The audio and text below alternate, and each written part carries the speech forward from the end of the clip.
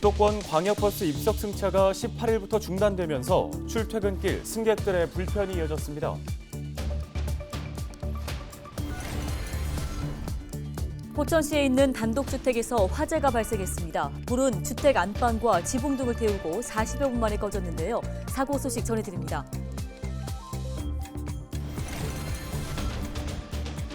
경기도가 검토하는 수도권 GTX 플러스 2노선과 서울도시철도 8호선 연장 사업을 연계한 가칭 동의정부역 신설이 제안됐습니다. 경기도의회가 경기도와 경기도교육청의 추가 경정 예산안을 의결했습니다. 지난 9월 8일 예산안이 제출된 지 2개월여 만입니다.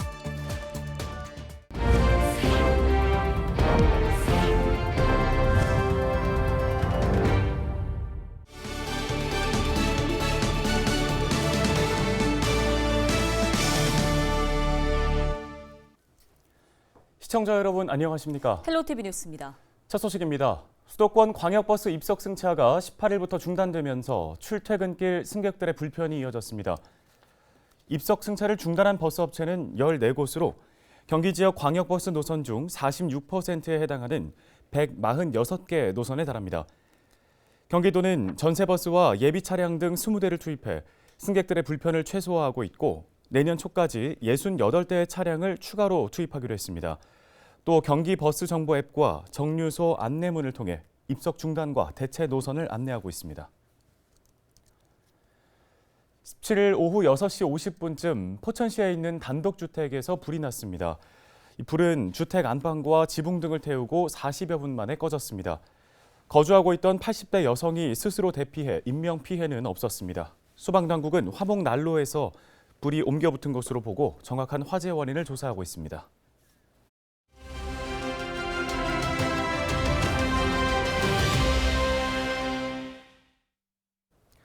다음 소식입니다. 경기도가 검토하는 수도권 GTX 플러스 2노선과 서울도시철도 8호선 연장 사업을 연계한 가칭 동의정부역 신설이 제안됐습니다. 네, 경기도의회 오석규 의원을 연결해 보겠습니다. 의원님 안녕하십니까? 네, 안녕하세요. 의정부 경기도의회 오석규입니다. 예, 앞서 저희가 얘기해드린 동의정부역 신설을 제안하셨습니다. 이유가 먼저 무엇인지 들어보겠습니다. GTX, 도시철도 등 철도 사업 추진 시 가장 중요하게 고려되어야 하는 요인 중 하나가 경기도민의 교통권 강화를 통한 생활편의 강화인데요. 도민을 위한 철도 사업이 거주 인구 20만 명 이상이 거주하고 있는 지역을 지나치는 모순을 가지면 안 되지 않겠습니까? 물론 그렇다고 해서 상당한 비용이 드는 철도 사업 관련해서 무작정 해당 지역 포함해달라는 얘기가 아니라서 즉 경제적 편익도 고려하지 않을 수 없기에 8호선 연장 추진과 함께 검토해달라고 제안했습니다. 그래서 GTX 플러스 2 노선의 가칭 동의정부역 신설을 포함해 검토해달라고 요청한 것입니다. 네, 새로운 제안입니다만 철도 사업인 만큼 경기도의 입장에서는 좀 신중할 듯한데요. 경기도청의 입장이 나왔습니까? 네, 이번 도의회 행정사무감사에서 경기도 철도 항만 물류국의 답변을 들었는데요.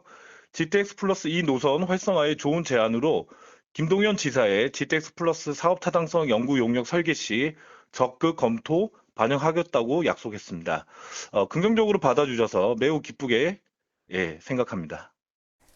예, 이 동의정부역 신설 관련해서 긍정적인 답변은 반가운 일인데 현실화되기까지는 녹록지 않을 듯합니다. 상당한 노력이 수반되어야 할 것 같은데요. 어떤 계획들 갖고 계십니까?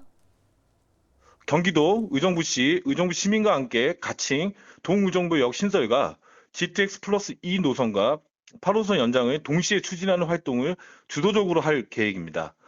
무엇보다 지역의 김민철 국회의원께서 국회 국토위에서 사업 확정을 위해 고생하고 계십니다.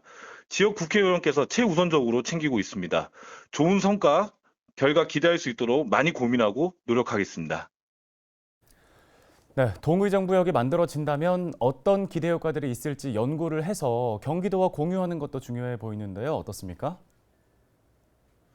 우선 경기 중북부 도민들의 교통 이동권의 향상, 즉 도민 생활의 기본권이 개선된다고 봐야 할 것 같고요. 동시에 현재 추진 중인 경기 북도 신설과 대한민국 균형 발전에 있어 매우 중요한 역할을 할 것이라 생각합니다. 무엇보다 두 곳에 택지지구가 있음에도 의정부시 동부 지역에는 철도 라인 역 하나 없습니다.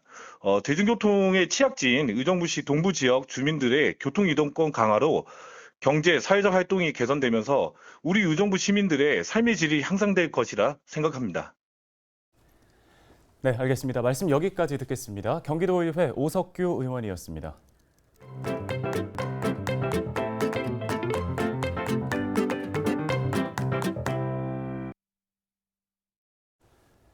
지난 여름 횡성 둔내면에서 갑자기 내린 폭우로 산비탈이 무너져 주민 1명이 목숨을 잃었습니다. 산림청 조사 결과 이 산사태의 원인은 태양광 시설이었던 것으로 드러났는데요. 네, 태양광 시설이 어떻게 산사태를 유발했는지 기자가 간다에서 전소연 기자가 취재했습니다.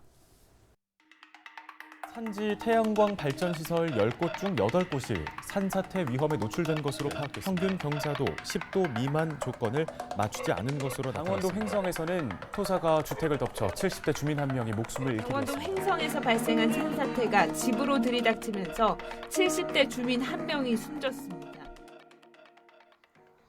지난 8월 집중호우로 인해 발생한 강원도 횡성 산사태로 주택 한 채가 매몰되고 70대 노인이 숨지는 사고가 발생했습니다. 석 달 가까이 지나고 그 산사태 현장을 다시 찾았습니다. 지난 8월 산사태가 발생했던 현장입니다. 산사태 당시 모습이 그대로 남아 있습니다. 무너져 내려 터만 남은 주택과 흙에 밀려온 승용차가 방치되어 있습니다. 부러지고 꺾어진 나무가 곳곳에 널브러져 있고 집안에 있던 세간살이는 여전히 흙 속에 파묻혀 있습니다. 산림청 조사 결과 산사태 원인은 태양광 시설인 것으로 드러났습니다. 태양광 발전 시설 조성 시 집안이 약해진 탓에 토사가 무너져 내린 겁니다. 또 토사로 배수로가 막히는 바람에 흙을 쌓아둔 경사지에 빗물이 들이쳐 산사태가 발생했다는 게 산림청의 설명입니다. 마을 주민들도 태양광이 설치된 산비탈이 갑자기 쏟아진 비를 감당하지 못했다며 산사태 요인으로 태양광을 지목했습니다. 파헤친 거잖아. 그러니까 그냥 흙이잖아.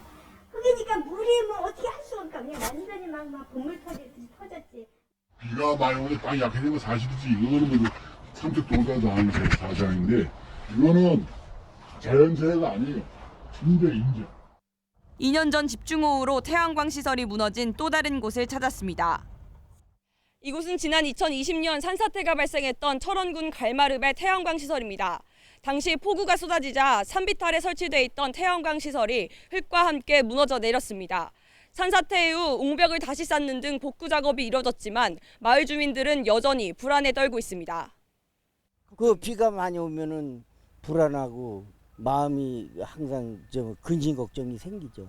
아유, 이게 너무 잘못된 거죠. 행정상 이렇게 비탈진 곳에 태양광을 설치한다는 거는 좀 비가 오면 걱정은 되지. 저기 다 밖에 내릴까 봐. 비 많이 올 땐 걱정된다고. 재생에너지를 얻기 위해 산지에 설치된 태양광 시설.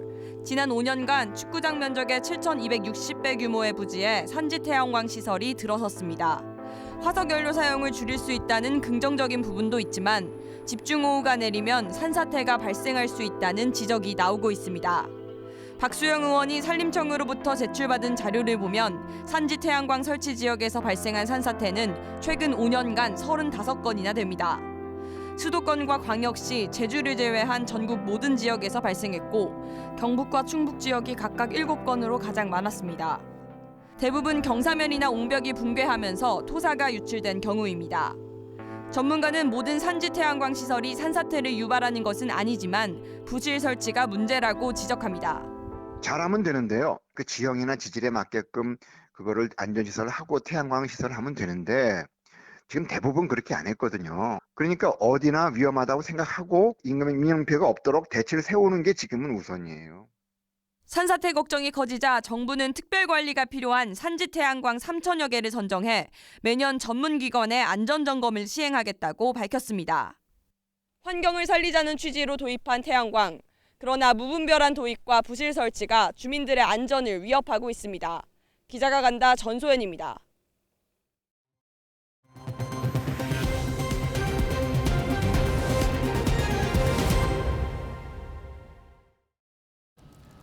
경기도의회가 17일 오후 본회의를 열고 경기도와 경기도교육청의 추가 경정 예산안을 의결했습니다. 경기도는 35조 6,778억 원, 경기도 교육청은 24조 2,062억 원 규모로 지난 9월 8일 제출된 지 2달여 만에 처리됐는데요. 앞서 경기도의회는 지난 9월 말 개회한 임시회와 지난달 21일 열린 원포인트 임시회에서 추경안을 처리하려 했지만 예결위에서 양당의 견해차로 안건 처리가 잇따라 불발된 바 있습니다. 경기도의회는 오는 21일부터 내년도 본 예산안을 심의할 예정이며 경기도는 다음 달 초에 올해 마무리 추경안도 제출할 계획입니다. LG 헬로비전 북인천 방송이 한국 케이블 TV 방송협회 보도상을 받았습니다. 케이블협회는 18일 3분기 지역 채널 우수 프로그램 시상식을 열고 보도 4편, 정규 2편, 특집 2편 등 분야별 수상작 8편을 발표했습니다. 북인천 방송은 노숙인들의 주거 자립에 관한 내용을 보도해 수상작으로 선정됐습니다. 지역 시민사회와 함께 지역의 변화를 바라면서 기획했던 리포트였습니다. 앞으로도 그리고 지금까지와 마찬가지로 지역의 발전을 위해서 노력하는 방송 되겠습니다. 다음 소식입니다. 고체 연료 등 위험물을 허가받지 않고 판매한 철물점과 건재 판매소 8곳이 경기 북부소방재난본부에 적발됐습니다. 경기 북부소방본부는 지난달 4일부터 한 달간 철물점과 건재 판매소 22곳을 단속해 허가받지 않고 위험물을 취급한 2곳을 적발해 형사 입건했습니다. 또 경기도 위험물 안전관리 조례를 위반한 5곳과 소방시설 관리 부실업체 2곳에 대해서는 행정명령을 발부했습니다. 오늘 헬로티비 뉴스가 준비한 소식 여기까지입니다. 네, 시청해주신 여러분 고맙습니다.